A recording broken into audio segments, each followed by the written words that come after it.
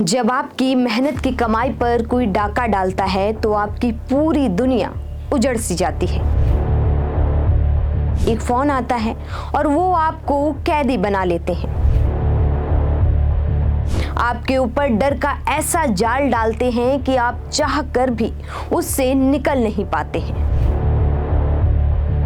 उसके बाद अपनी बेटी की शादी के लिए या फिर अपने बुढ़ापे को आसान बनाने के लिए सालों के संघर्ष के पैसों को आप उस ठग को दे देते हैं और आप सड़क पर आ जाते हैं। नमस्कार, मैं हूं आपके साथ कामिनी झा और आप देख रहे हैं जनपद न्यूज नेटवर्क। और आज बात ऐसे ही हो रही ठगी की करेंगे, यानी कि साइबर ठगी की।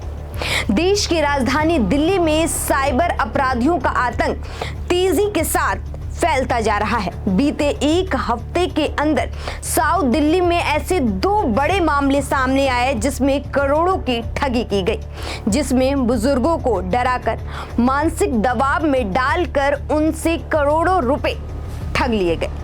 साइबर फ्रॉड की ऐसी घटनाओं को डिजिटल अरेस्ट कहा जाता है। अब ठगों के निशाने पर हाई प्रोफाइल इलाकों में रहने वाले लोग सबसे ज्यादा हो रहे हैं। ग्रेटर कैलाश में अभी हुई साइबर ठगी की जांच चल ही रही थी कि यहीं से एक और ठगी का मामला सामने आ गया है। मानो ठग जांच एजेंसियों को चैलेंज दे रहे हो।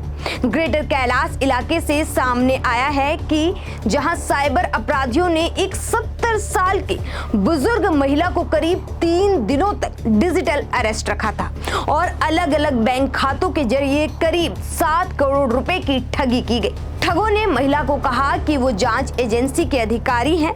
महिला को ये यकीन दिलाया गया कि वो किसी गंभीर मामले में फंस चुकी है और किसी से बात करने पर उसकी गिरफ्तारी तय है। डर और तनाव में उस बुजुर्ग महिला ने उन लोगों की बात मान ली और अपनी सारी पूंजी उनके बताए हुए बैंक खातों में ट्रांसफर कर दी। दिल्ली पुलिस स्पेशल सेल की साइबर यूनिट ने FIR दर्ज कर लिया है और जांच शुरू कर दी है। आपको बता दें कि कुछ दिन पहले ही ग्रेटर कैलाश इलाके में 14 करोड़ रुपए की डिजिटल अरेस्ट ठगी का मामला सामने आया था। उस केस में अमेरिका से दिल्ली लौट कर आ रहे एक डॉक्टर दंपत्ति को साइबर अपराधियों ने अपना निशाना बनाया था। दोनों मामलों में ठगों का तरीका लगभग एक जैसा ही दिखाई देता है। साइबर अधिकारियों ने ओम तनेजा और इंदिरा तनेजा को कथित तौर पर 24 दिसंबर से 9 जनवरी तक डिजिटल अरेस्ट रखा, यानी कि पूरे के पूरे 2 हफ्ते।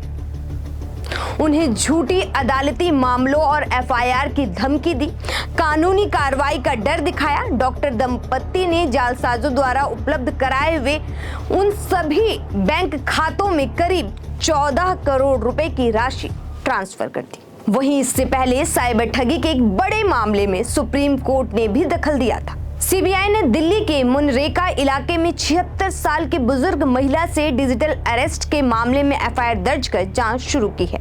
ये मामला पहले दिल्ली पुलिस की स्पेशल सेल के पास था, लेकिन सुप्रीम कोर्ट ने दिसंबर 2025 को आदेश दिया, जिसके बाद ये मामला CBI को ट्रांसफर किया गया है।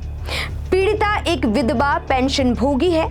साइबर अपराधियों ने उस महिला से कहा कि वो सरकारी अधिकारी हैं। इसके बाद फर्जी दस्तावेजों और इलेक्ट्रॉनिक रिकॉर्ड के जरिए करीब 1 करोड़ 64 लाख रुपए की पूंजी उस महिला की उन लोगों ने ठग ली।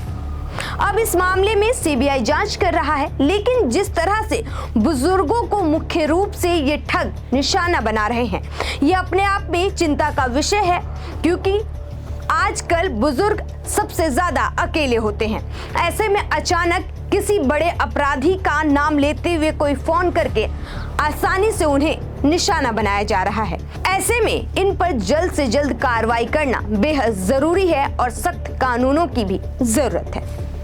फिलहाल इस मुद्दे को लेकर आप क्या सोचते हैं, हमें कमेंट बॉक्स में जरूर बताइएगा। और अगर आपको हमारी ये वीडियो अच्छी लगी हो तो ज्यादा से ज्यादा लोगों को शेयर कीजिए। नमस्कार।